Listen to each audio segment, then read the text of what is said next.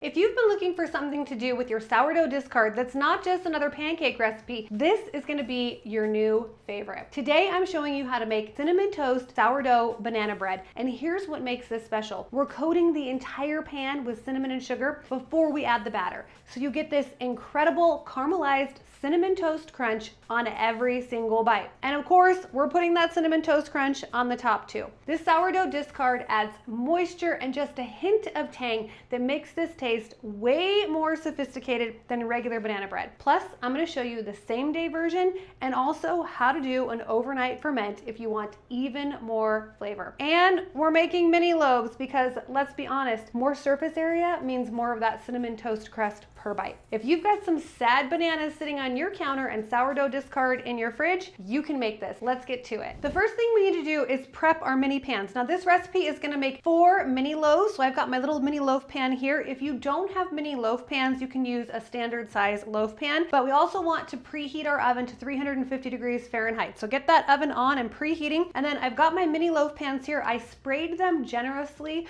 with a non-stick spray, okay? So you wanna make sure you get them sprayed generously, and then we are going to take our cinnamon and our sugar and we're going to combine them, and then we're going to sprinkle this cinnamon sugar mixture all over the mini loaves. Okay, so I have got my cinnamon and my granulated sugar. Now this is 75 grams of granulated sugar, which is 1/3 of a cup, and then 2 grams, which is about 1 teaspoon of ground cinnamon. Don't worry about memorizing or writing down these ingredients. The link to the recipe will be down below in the description. So I've got my cinnamon and my sugar, and I'm just going to mix this up, and this is what I'm going to coat the inside of my pans with.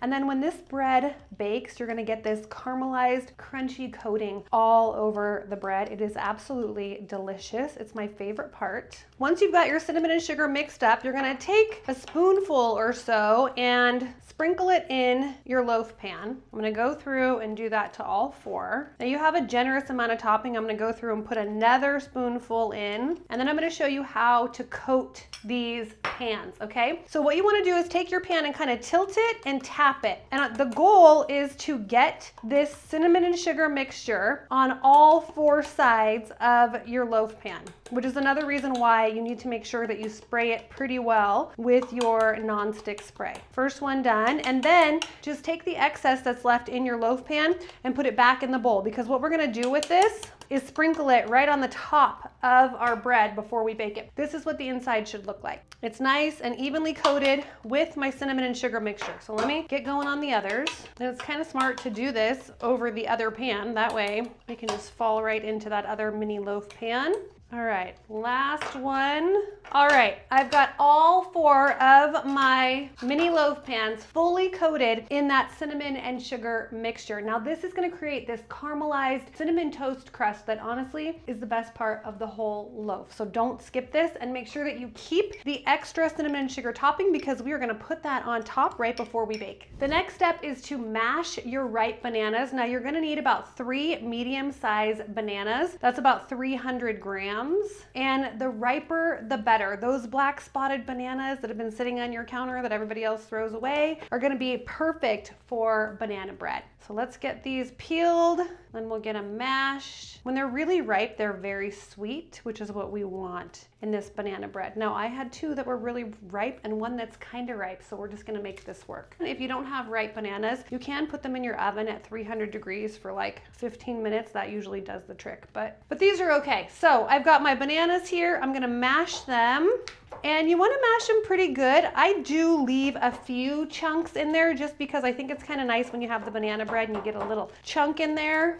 And sometimes if the rubber spatula can't get the job done, you got to get in there with a fork. One thing I like about this recipe is that you don't need to use your stand mixer. Now I love my stand mixers, but sometimes it just seems like more of a hassle to actually get the mixer out and deal with having to clean it up afterwards. So it's nice just to be able to do this in a bowl and get it done really quick and easily. Now these bananas are going to bring moisture and a lot of natural sweetness, so they pair really beautifully with the slight tang from that sourdough sourdough discard. Okay, there we go. We have got our mashed bananas and we're ready to move on to the next step. Now we're gonna mix our wet ingredients. So in a large bowl, I'm gonna combine my mashed bananas. This was 300 grams. And then I'm gonna add in 150 grams of either avocado or vegetable oil, whatever you have will work. I'm using avocado. Then I've got 100 grams of brown sugar. You can use light or dark. This is dark.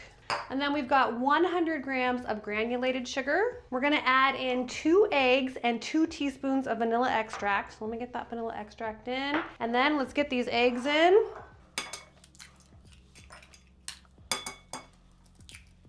All right, we've got our eggs in, and now we're gonna add 100 grams of sourdough discard. Now make sure that when you're using your sourdough discard, that you're not using that discard that's been sitting in the back of your refrigerator for a month. That discard is gonna be way too tangy and acidic. So this discard is about 3 days old. So use your fresher discard that just came from your recent feedings.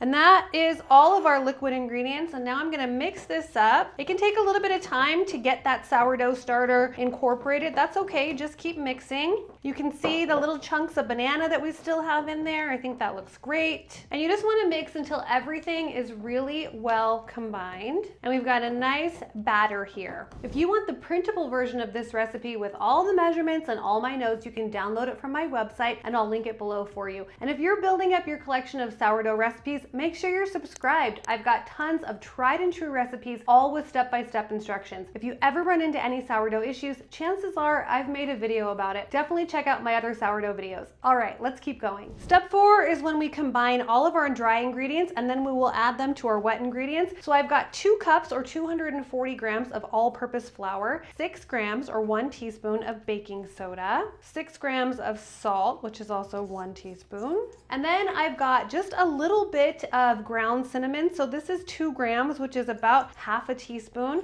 I'm just gonna mix this up to get it all combined to make sure I don't have any big lumps in my flour. And then once I have this combined, I will add it to the wet ingredients. We do have an optional ingredient here. Now this optional ingredient is chopped nuts. I'm using chopped walnuts. This is 100 grams of chopped walnuts. You could use pecans if that's what you prefer, or if you don't want to have any nuts in your cinnamon toast banana bread, then just don't put any nuts in there. You don't need to add anything else. You can just completely leave them out. But my family likes the chopped walnuts, so we're gonna go with that. All right, now I'm going to add my dry ingredients to the wet, and then I'm just gonna mix until it's combined. You don't want to over mix. That will give you an unpleasant texture in your baked goods. So you just want to mix until there's no dry bits of flour. When you overmix, you end up with kind of a dense, crumbly texture, and we don't want that. Banana bread is supposed to be delicious and soft and moist. Okay, so we are mixed up pretty well here, and now is the point where if you are going to be adding in the optional nuts, you want to go ahead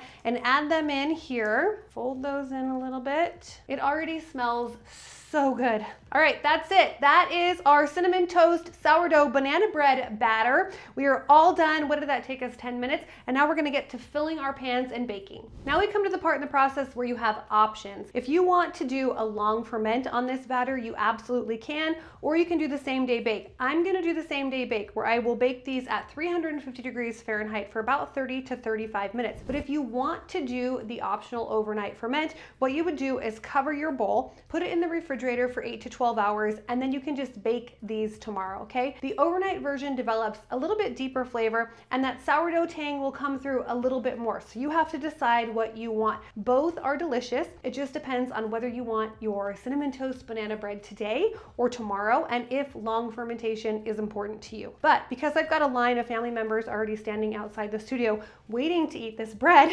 I'm gonna go ahead and bake my banana bread today so everybody can have some, and they won't get mad at me because they love this bread. So we're gonna divide the batter evenly between our 4 mini loaf pans. If you were using a scale and weighing this out, it would be about 300 grams per mini loaf pan, but I'm just gonna use this cookie scoop and scoop it in there and eyeball it and do the best that I can to get them even. The big cookie scoop I found kind of makes the process slightly less messy, and we don't really want to disturb our cinnamon and sugar coating too much because we want it to be on the outside of the bread after we bake these. So this is also just another easier way to kind of do that. You also could use a measuring cup. The batter smells really good.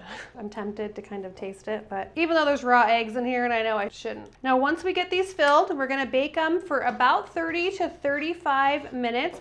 Then we'll let them cool slightly in the tins, maybe like 10 minutes, before we very carefully take them out of the loaf pans. And there's one last step that we need to do before we can put these in the oven, and that is to spread the rest of our cinnamon and sugar mixture right over the top. But I'm trying to get every last speck of batter in there that I can. Okay, while I make a giant mess, but this is baking. It's a messy thing. Okay, here's the leftover cinnamon and sugar topping that we had from earlier that we coated our pans with. And now I'm just going to generously sprinkle this all over my loaves. And I'm going to show you one other little trick that I like to do with this. Okay, I kind of just like use my finger to kind of spread it around just a little bit.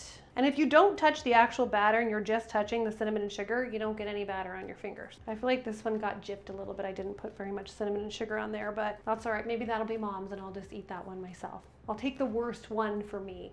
Typical mom sacrificing there, right? Now we're gonna bake these to perfection. Whether you're baking the same day or after an overnight ferment, you're gonna bake at 350 degrees Fahrenheit for about 30 to 35 minutes for the mini loaves. You'll know they're done when the tops are slightly golden brown, a toothpick inserted in the center comes out with just a few moist crumbs, and they spring back lightly when touched. Now, if you're making one standard loaf and not the 4 mini loaves, it's gonna take about 50 to 55 minutes. Probably for the last about 10 to 15 minutes of the bake, you're gonna wanna tent the top so that that cinnamon and sugar doesn't get burned. But with the mini loaves, that's not an issue. So let's go ahead and get these in the oven and I will show you what they look like when they're done. Our cinnamon toast sourdough banana bread is out of the oven. It smells unbelievable and it looks delicious. So I've let it sit in the pans and cool for about 10 to 15 minutes. And now we're going to take our banana bread out of the pan and just continue letting it cool on the rack. Now, we don't want to just tip this over because we'll lose a lot of our cinnamon and sugar topping and we don't want to do that. So I like to take a spatula like this. You could also just use like a butter knife or an offset spatula, and I'll just kind of go in. You can hear that sugar when I go in there. And then I'm just gonna pop it up and pull it out. Look at that, unbelievable. You see all the cinnamon and sugar on the sides and the corners and the top. I mean, this is absolutely delicious. That cinnamon sugar will have caramelized into the most incredible crust. It's like someone took cinnamon toast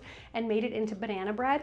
That line of cinnamon and sugar, and it's just all around the entire loaf of banana bread, and that crumbly cinnamon sugar crackly top is so good. Now these keep for about 3 days at room temperature wrapped up, or you can wrap them up really well and freeze them. Now I find that banana bread often tastes better the next day as it gets even more moist. This cinnamon toast sourdough banana bread is what happens when you take something classic and give it just the right upgrade. The sourdough discard makes it super moist and adds a depth of flavor you don't get with regular banana bread. And that cinnamon toast crust, it makes every bite special. I love discard recipes because you're not dealing with fermentation times or active starter. You're just mixing up a delicious quick bread that happens to use the discard you've been accumulating in your fridge. Discard recipes are quick, easy, and they can be really delicious. And if you want more sourdough recipes or help, I've got a bunch of step-by-step videos to help you. I'll link one of them here and I'll see you over there.